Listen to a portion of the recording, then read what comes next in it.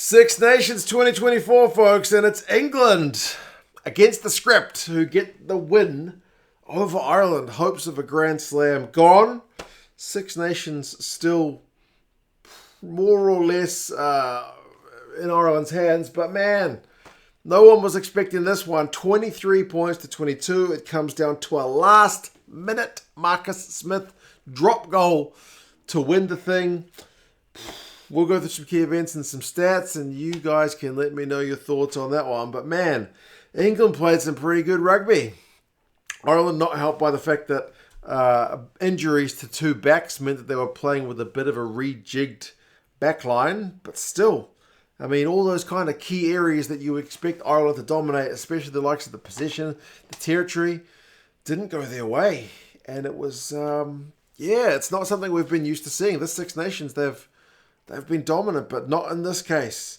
Early penalty, though, to Ireland. Some good direct carries from the likes of Van der Fleer and Furlong. England conceded a penalty. 3 points on the board to Ireland early. But England hit back, man. Lawrence gets himself on the board on the 4-minute mark. Big collision between Nash and I think it was Freeman. Sees Nash down and he goes off. He doesn't come back on. He's the first of the guys for Ireland in the backline to get injured. So he gets replaced by Crowley, which means reject backline, as I mentioned, with Keenan having to shift out to the wing. But yeah, man, hell of a try from Lawrence. That same kind of fluid attacking backline move that we saw when England opened up their game against Scotland. It was the same deal, man. So 5-3, missed conversion. England's kicking from the tee, not the best today, but 5-3. And as I mentioned, Ireland lose Nash.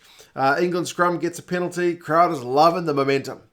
Like sometimes England's crowd at Twickenham gets criticised for being a bit on the quiet side. Not this week at all.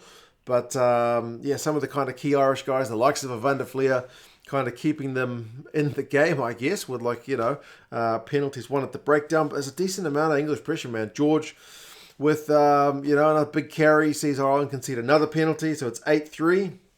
But then Lawrence conceded one for being offside at the breakdown, which meant the kind of penalties cancel each other out. So 8-3, then 8-5. And then England on 22 minutes, a bit of ambition, not opting for a very kickable penalty.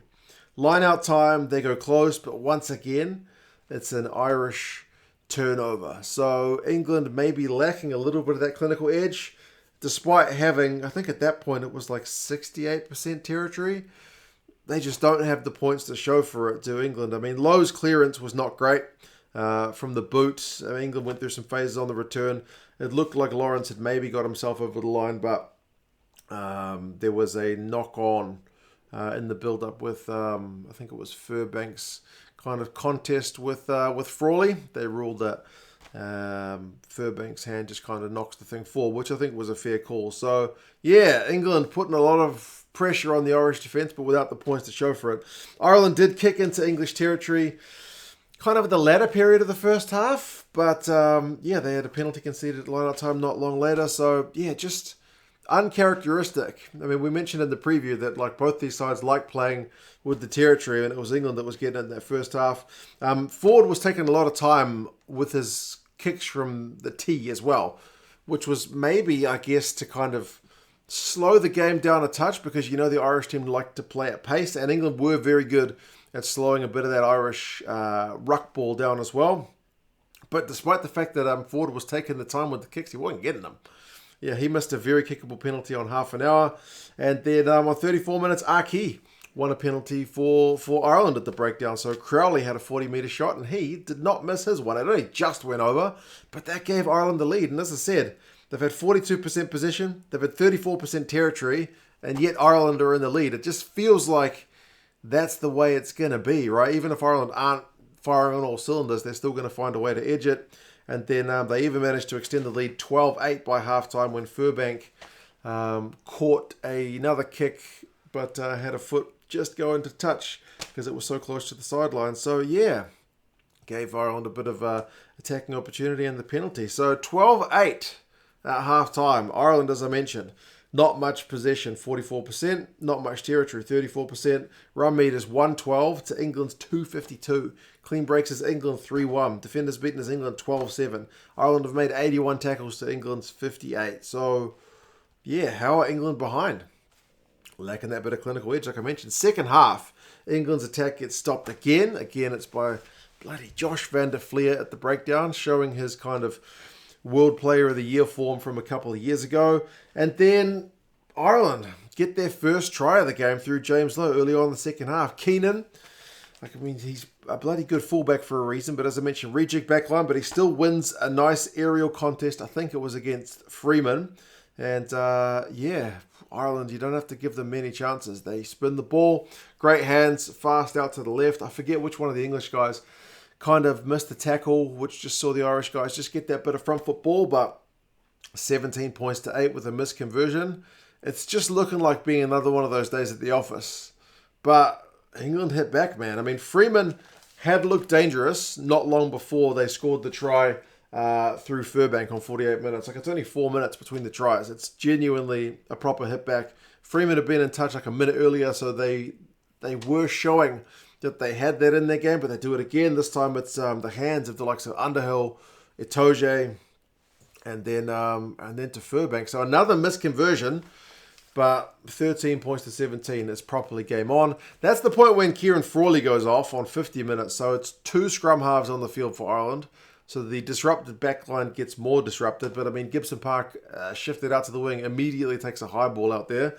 So credit to him for that. But then 57 minutes, man. Ireland, their lineout's been shaky the entire game. The stats would tell you it's all right, but it's not been that clean ball.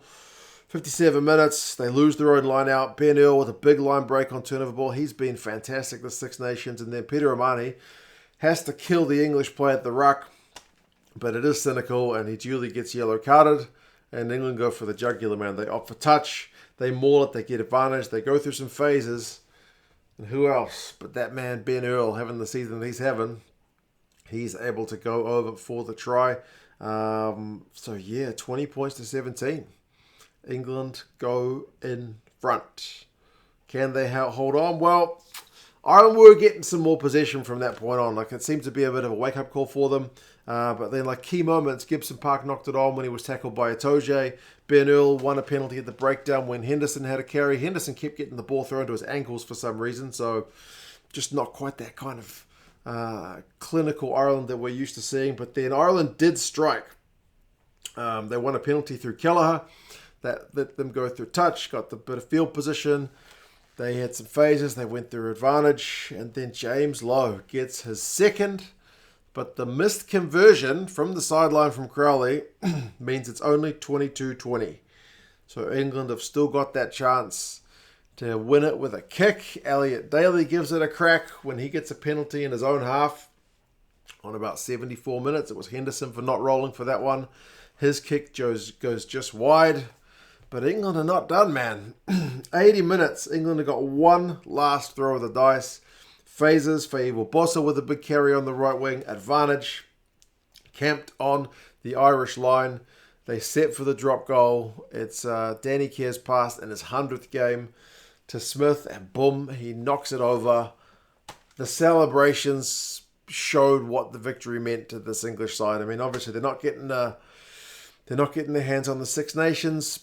But it's a home win against a side that they were predicted to lose to pretty handily. So it clearly meant a hell of a lot to them. Stats-wise in this game, run meters 543 to 248 to England. Territory 60-40 to England. Possession 53-47 to England. Clean breaks 8-2 to England. Defenders beaten 25-17 to England. They had a lot of dominant stats. They were really genuinely very good in this game. Goal kicking though, 33% for England. They could have had this game potentially wrapped up a bit more if they kicked theirs. But then again, Ireland are only at 67%, so better. But they also missed some chances at goal. If they get that last conversion, it doesn't even come down to a goal kick, does it? But hey, that's the way it goes. Aki had 4 defenders beaten. Van der Fleer, 12 from 13 tackles, and such a threat at the breakdown. But Earl, 101 metres, 1 clean break, 8 defenders beaten, 12 from 13 tackles, and a try. Partridge in a bloody pear tree as well. Lawrence, 14 from 15 tackles, plus his try. Feyi-Waboso, I think, justified his selection call. 74 metres, 5 defenders beaten. Keir, 100th game. Big congratulations to him. What a way to celebrate it. 23-22. Didn't see that coming.